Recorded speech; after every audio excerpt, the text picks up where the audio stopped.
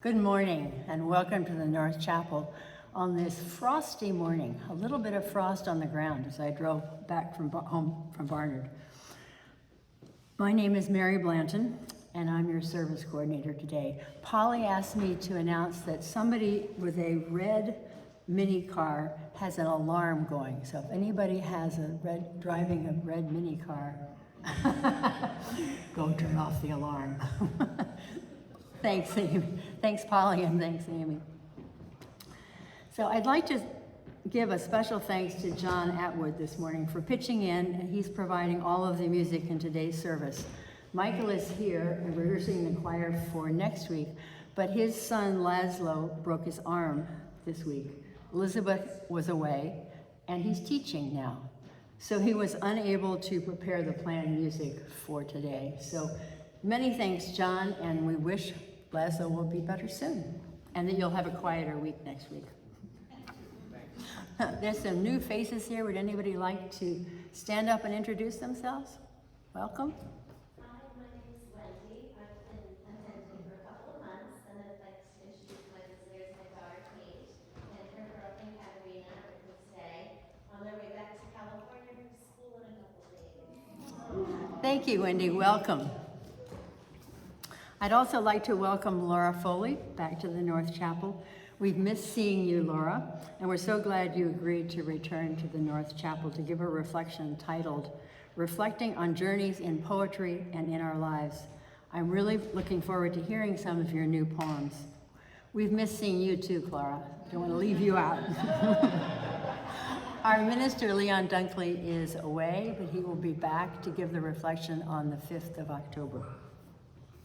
We now have available large print orders of the service in the back, if anybody's interested, and hearing devices. And if anybody needs any of those things, you could raise your hand, and I'm sure we can get somebody to bring them to you. As always, there are many, many things happening at the North Chapel.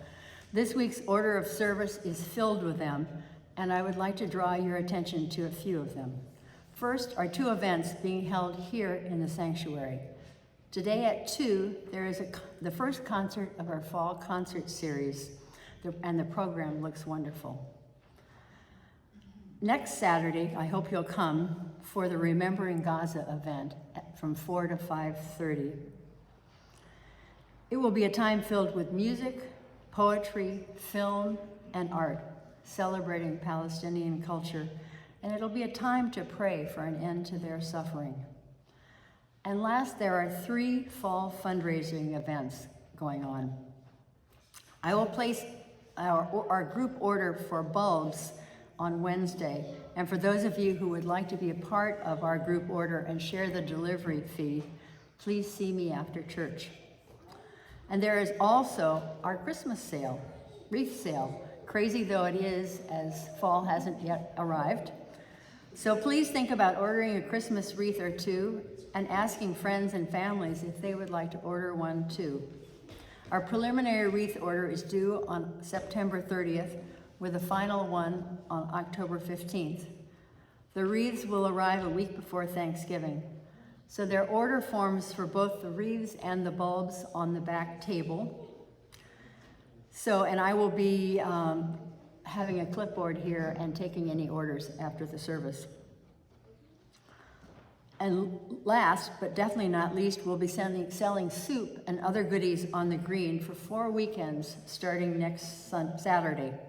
And we need a lot of soup, goodies, and volunteers. So if you could there's a volunteer right there, thanks Lily. Just convince your mom.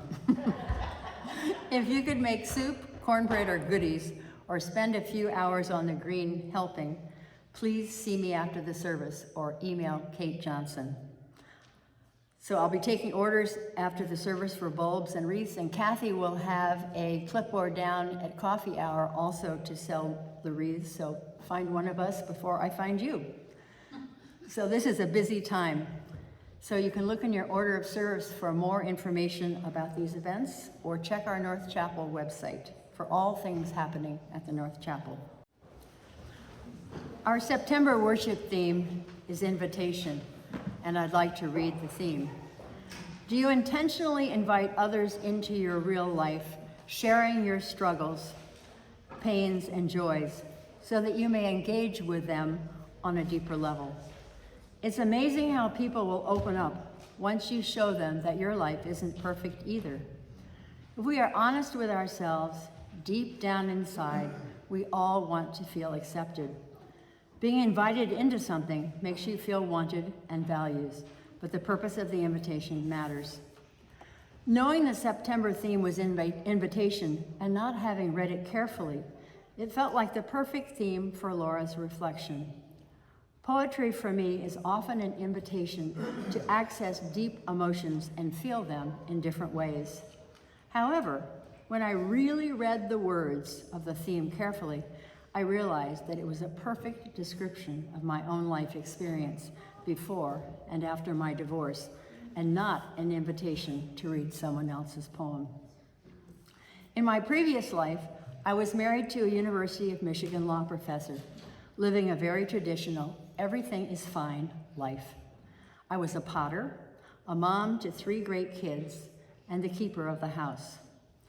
My mother was a person for whom appearances were very important, and I had consciously or unconsciously absorbed this message. I wanted to project the image that my life was perfect and wonderful, and I was very good at doing that. However, inside I chafed at many of the constraining aspects of my life, never feeling good enough. So I had never feeling good enough, but I never shared them with anyone. I was also told as a child that I was too emotional, so I had tamped down my emotional range and even felt sorry for people whose emotions were all over the place. Basically, I was a shut-down control freak. Life handed me the perfect antidote for a control freak.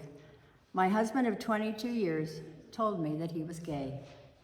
Because we had projected the perfect life, perfect family picture, I went into the closet with him for 4 years, living with his secret, trying to live as if everything was still perfect. As you can readily imagine, this everything is perfect and I have everything under control facade was not conducive to deep friendships. When everything finally fell apart and everyone learned what was going on, I could no longer hold it together. When I carefully read the theme, I realized that I needed to share my journey rather than reading a Mary Oliver poem. I had lived the words of the monthly theme, and the discovery of what friends and life had to offer me once I was no longer trying to project this perfect life was profound. Instead of facing the lack of understanding, judgment, or rejection that I had feared, my relationship with my friends became real, deeper, and more meaningful to all of us. I had been seeking acceptance by trying to do everything right, but I found it by falling apart and learning how to be myself, sharing my fears and my struggles. It certainly didn't happen overnight, and years of many types of therapy helped, but my divorce was one of the best things that happened to me, as it gave me a chance to discover who I was instead of pretending I held it all together and trying to be perfect.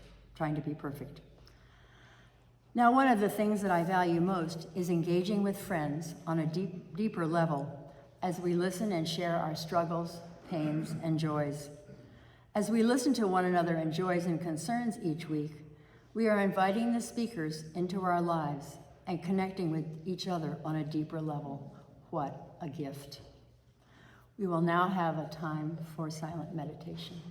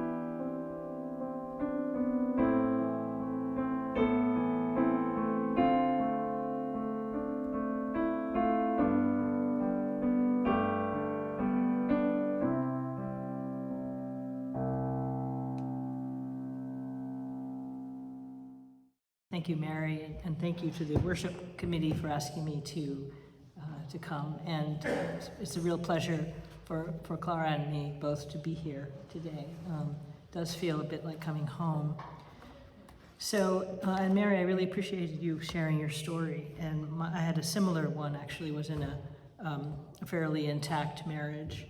And then I was the one that was coming out, although it was a little more complicated because my husband also died during that same period of upheaval in my own life. So I thought I would share a poem by Mary Oliver, and I'm sure some of you or many of you may know it. It's called The Journey.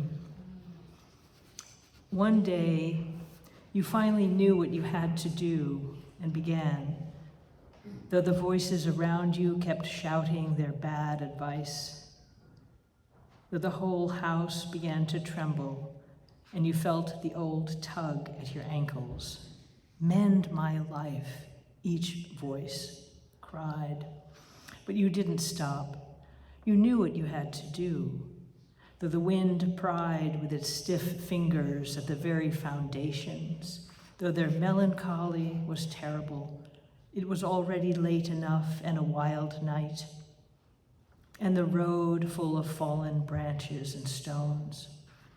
But little by little, as you left their voices behind, the stars began to burn through the sheets of clouds, and there was a new voice, which you slowly recognized as your own, that kept you company as you strode deeper and deeper into the world, determined to do the only thing you could do, determined to save the only life you could save.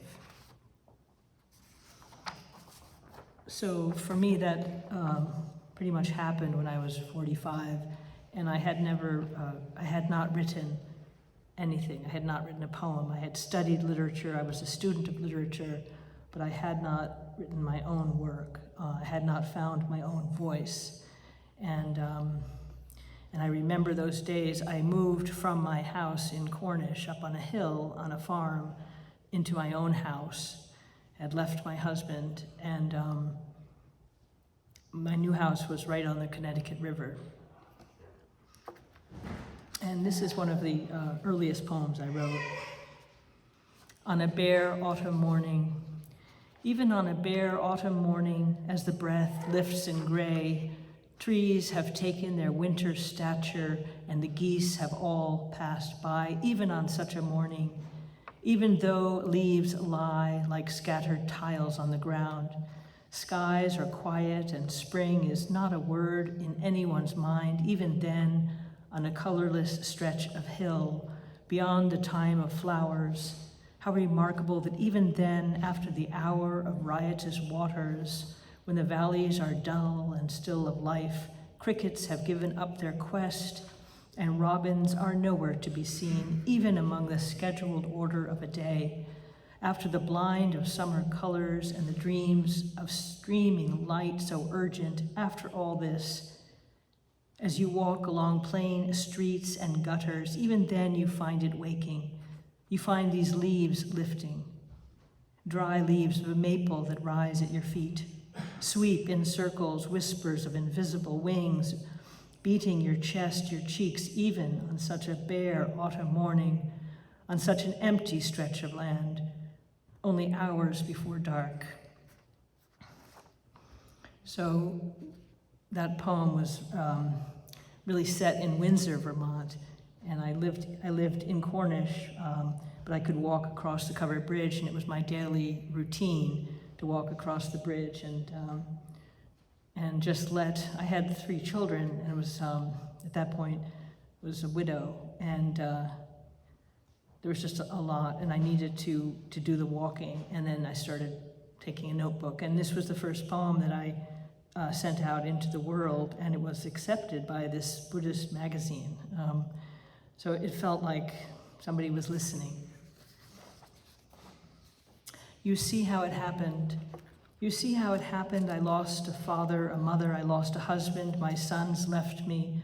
I was alone with a daughter I could not see in a house that had no foundation. I shuffled through streets, ate from strangers' plates, wandered on forest paths until the lamp of the world went out. Obsessions faded. I returned, free in my mind. From across the river, 3 tall boats were gliding in.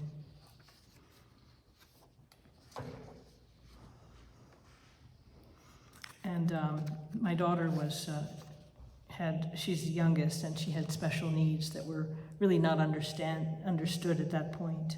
Later she was placed on the autism spectrum. The offering: these woods on the edges of a lake are settling now to winter darkness. Whatever was going to die is gone. Crickets, ferns, swamp grass. Bare earth fills long spaces of a field. But look, a single oak leaf, brown and shining like a leather purse. See what it so delicately offers lying upturned on the path. See how it reflects in its opened palm, a cup of deep, unending sky. And in Windsor, Vermont, there's Paradise Park, some of you may know, and it really became my practice to go there and just be accepted by the trees. There was so much falling apart in my life. The quiet listeners: go into the woods and tell your story to the trees. They are wise, standing in their folds of silence among white crystals of rock and dying limbs. And they have time for the swaying of leaves, the floating down to dust. They have time for gathering and holding the earth about their feet. Do this. It is something I have learned, how they will bend down to you so softly. They will bend down to you and listen.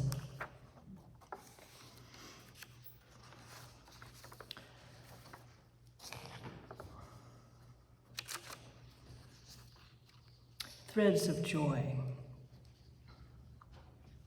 I have noticed joy, how it threads below the darkness. Have you seen it too? And have you heard it, how it speaks the unspeakable, the bliss, a kind of silence, a light beneath pain? Have you noticed? It rises like fingers, and then look, it presses through.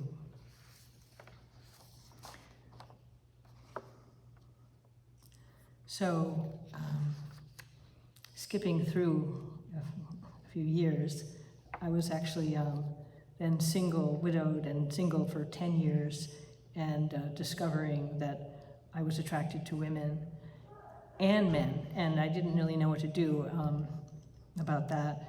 And I took out an account with Match.com, but I didn't know whether I was looking for a man or a woman, so that was awkward. And so I asked myself, what would I tell my daughter if she had the same? And I said, well, take 2 different accounts. So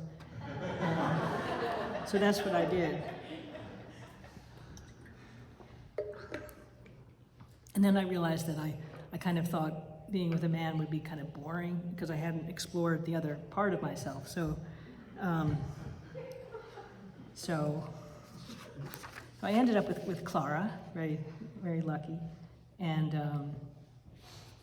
beyond. I don't think of her as woman or man, just as I don't gender sunlight on my face the first coatless spring day, or wind lacing the waves. The particular beauty of her eyes and gait, the tilt of her head as she listens, exist in a realm evolved beyond any words I know, soul beyond any description of rose or peony. The way she tends me as one would a flower, so my leaves droop and petals wither when she is away from me. So we moved in together in Pomfret, Vermont. The once invisible garden. How did I come to be this particular version of me and not some other? This morning, a purple delphiniums blooming like royalty, destined to meet these 3 dogs, asleep at my feet and not others. This soft summer morning, sitting on her screened porch, become ours. Our wind chime, singing of wind and time, yellow-white digitalis, feeding bees and filling me, and more abundance to come, basil, tomatoes, zucchini. What luck or fate, instinct or grace, brought me here in shade beneath hidden stars, a soft summer morning, seeing with my whole being, love made visible.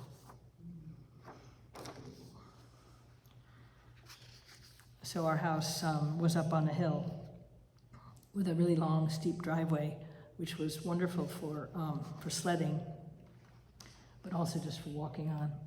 To see it, we need to separate to see the life we've made, to leave our house where someone waits patiently warm beneath the sheets, to don layers of armor, sweater, coat, mitten, scarf, to stride down the frozen road, putting distance between us, this cold winter morning, to look back and see on the hilltop our life lit from inside.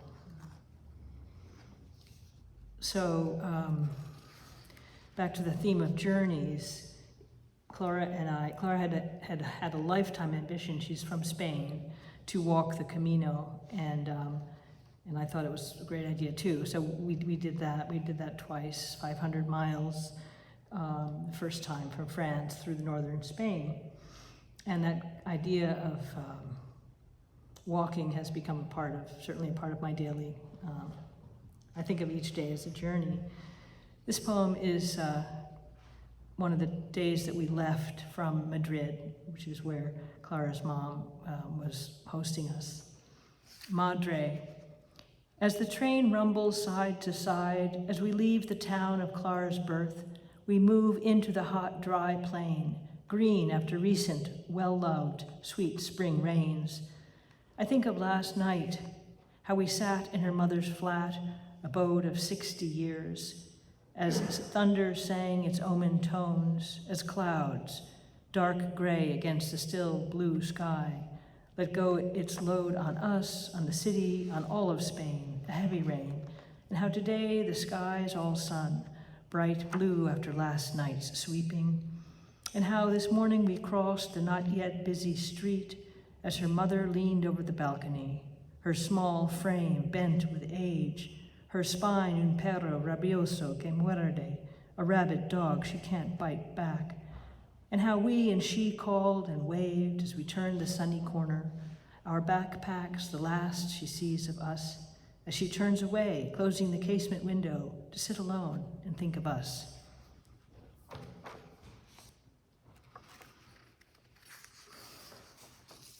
So I'm going to skip up till grandchildren. That was kind of the next big stage in our lives. And I have 3 grandchildren, Evelyn, Eleanor, and Milo. This one is about Evelyn. My state. At daycare, Evelyn says, Sue serves us spoiled eggs. Oh, you mean boiled? No, spoiled, and I don't like them.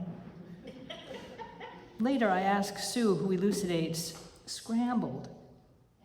In the parking lot, we talk license plate. Mine has a loon, she explains, and yours is green.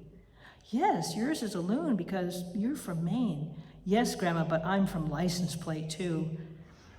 I squint into space, trying to imagine the state of license plate, but find a mind of scrambled eggs.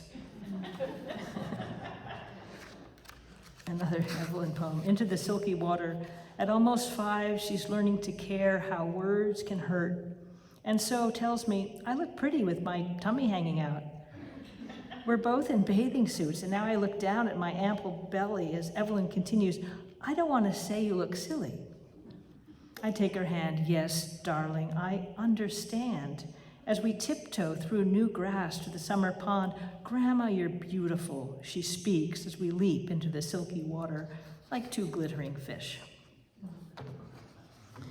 So, I'm sure many of you remember Wendy Smith, and she was a lovely part of this community. And this poem is, her passing was the same week as my grandson was born. Joy and sorrow. Both emotions weigh about the same, but one opens you up like a cavity, a well of darkness you think will never fill, the liquid loss of a friend's voice, the way she turned a phrase.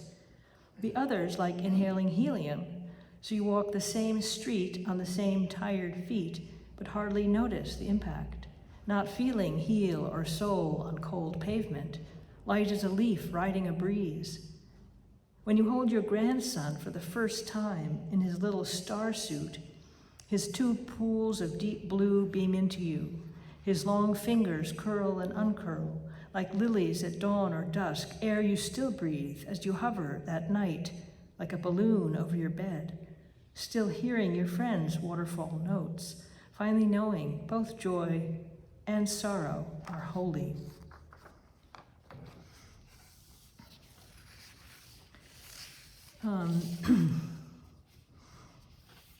So this one is about Milo, who's was taking dance classes in Cornish. I knew it was safe enough and not too far.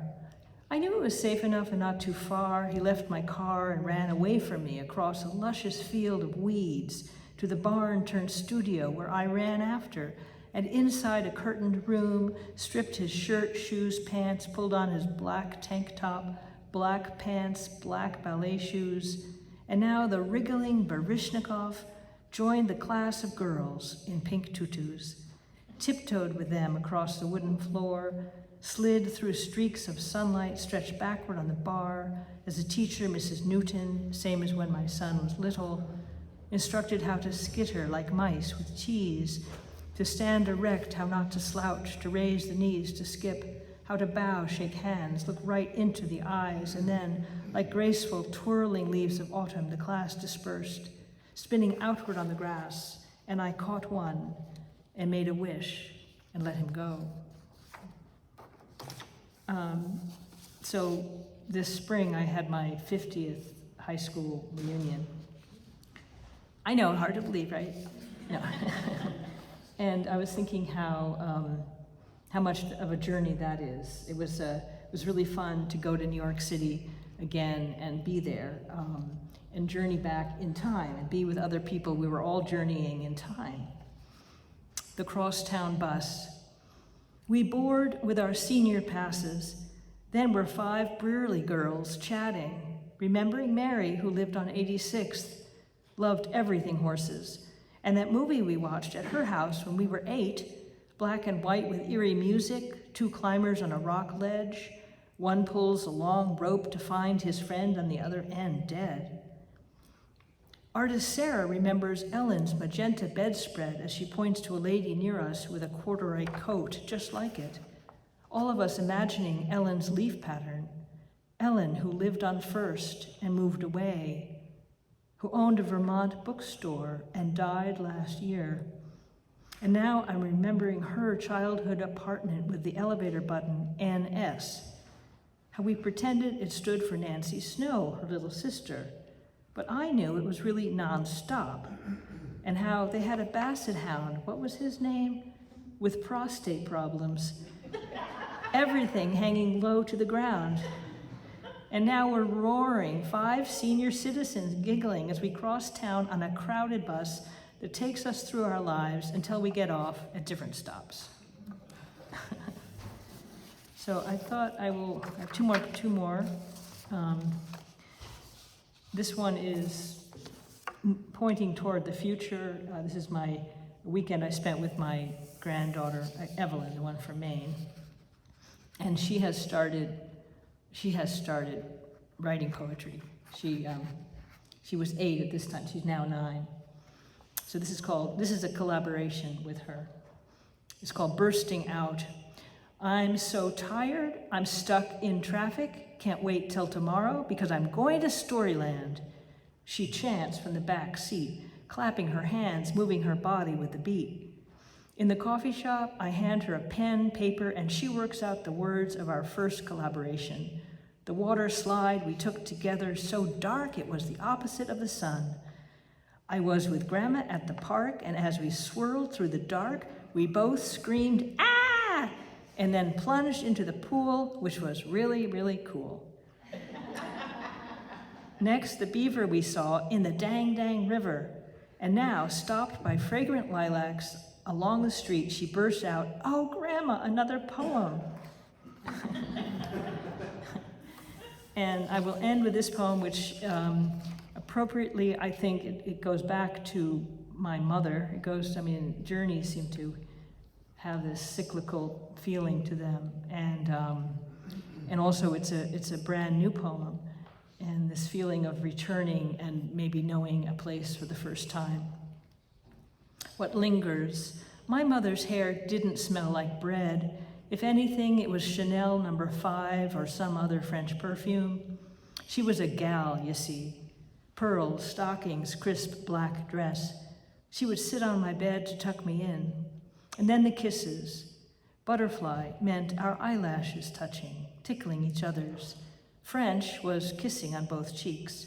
Eskimo was rubbing noses. I always wanted all three. I knew from her black dress she would soon go out to dinner, the theater, a party. Soon the house would be empty of her, empty of all except one Siamese cat who would lie on my bed, then leap away if I hugged her too hard. And the nanny, Mrs. D, watching TV down the hall. Long after she was gone, I could feel Mom's eyelashes intertwined with mine, her lips-sticked kisses on my cheeks, smell the scent of her French perfume, and still do.